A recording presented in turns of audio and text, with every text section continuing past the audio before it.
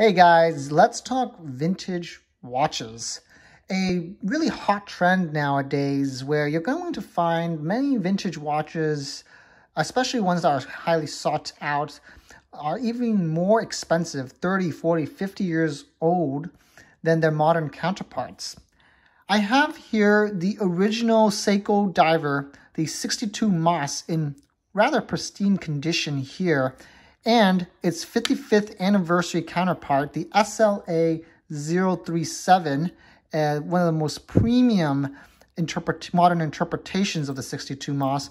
And I'm going to use these two watches to talk about and compare a vintage watch to a modern watch, and ultimately determine whether or not vintage watches are worth your money and, of course, your time. Let's do it.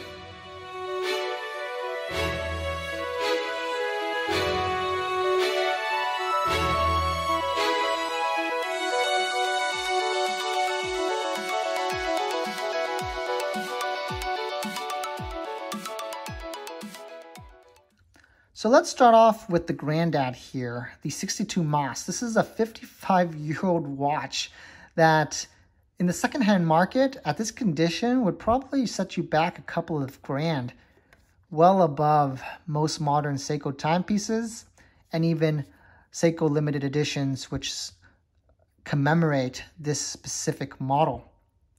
Why in the world would you buy such an inferior watch? It's equipped with an acrylic crystal, which is not nearly as hard as sapphire or mineral. It has a low beat, 18,000 beats per hour movement, no hand winding, no hacking. Its furnishing is full of patina. You can see kind of the yellow hue to the original white lume. You can't even depend on the water resistance unless it's gone through significant servicing. Obviously, what was once high polished is now completely scratched off.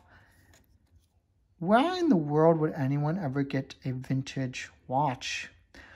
Before I jump into the story itself, let me compare this bad boy to its 55th anniversary counterpart, the SLA037. Now, this is the absolute pinnacle of 62MAS anniversary editions. This watch retails for just above $6,000, but for good reason, with amazing specs. This is a Seiko timepiece with the Grand Seiko movement, a high beat movement, the 8L55, and so this bad boy beats away at 36,000 compared to the 18,000 beat rate of the original 62MAS. In fact, I'll hold the two together so that you can kind of get a feel of, you see how beautifully the modern timepiece glides compared to its vintage counterpart.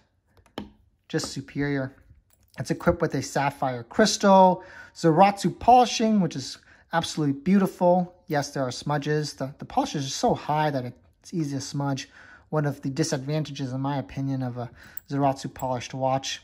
It has modern materials, steel, a dependable water resistance, 40 millimeters, so a slight upgrade from the original vintage timepiece so that it fits to modern proportions. So why in the world would you ever go for the vintage timepiece?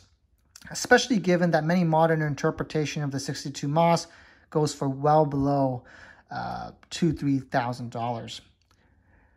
Well, now I have to go into a little bit of a history lesson here. Now, the 1965 62MAS was the original dive watch from Seiko. Seiko's first dive into dive watches. And so almost any other timepiece that you own that's a dive watch from Seiko is some kind of derivation or homage to this guy. This is the granddaddy of granddaddies for Seiko dive watches. And it just holds a special place in history in people's hearts. The vintage glass feel of the acrylic is something that many new watches now try to simulate. The hue on the lume and the patina is now replaced by faux patina in modern watches. And so more and more modern watches are trying to pretend to be vintage timepieces. And it's interesting that we talk about this in this fashion, because what is a watch really, right? It's a subjective timepiece. It's about the story it tells. It's about the statement it gives for the wearer. And so, yes, The SLA037 is more water resistant, has more contemporary materials, obviously has a greater movement. But what do we do when we really need to depend on ourselves to tell the time? We look at our iPhone. So what if the watch doesn't have the most smooth sweeping of second hand or the best time telling accuracy? You're going to do it with the phone anyways. Then, what else? The timepiece here holds a part in history, something that no one can really replace. And think about the 55 years of history that this watch has gone through, and yet it still continues to tick away. Watch collecting is a subjective art, and I believe the further away technology gets from us and the original mechanical time watch, the more valuable vintage timepieces will be, because you're never going to be able to replace the iPhone with no matter how high of a spec your mechanical time watch is.